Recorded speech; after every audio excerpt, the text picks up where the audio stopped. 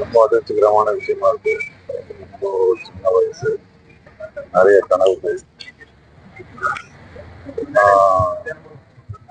பாதிலே விட்டுட்டு இருக்காங்க. ரொம்ப கஷ்டமா இருக்கு. சாண்டி எல்லாருக்கும் நண்பரா இருந்தாரு. அவருக்கு எதிரிகளோ இல்ல கருத்து முரண்பாடோ கிடையாது.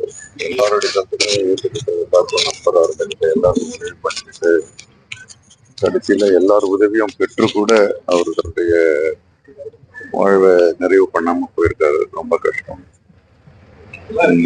அவரால் உருவான மாணவர்கள் போக்கால அவர் இயக்குனரா மட்டும் இல்லாம ஒரு சிறந்த ஆசிரியரா இருந்திருக்காரு. போப்கான்ற ஒரு பிலிம் இன்ஸ்டியூட்ல வந்து அவர் டைரக்ஷன் டிபார்ட்மெண்ட்ல வேலை செய்யும்போது ஸ்டூடெண்ட்ஸ் எல்லாம் அவரை பத்தி அவ்வளவு அன்பா பேசுறது வந்து இன்னும் என் காதுல கேட்டுக்கிட்டே இருக்கு.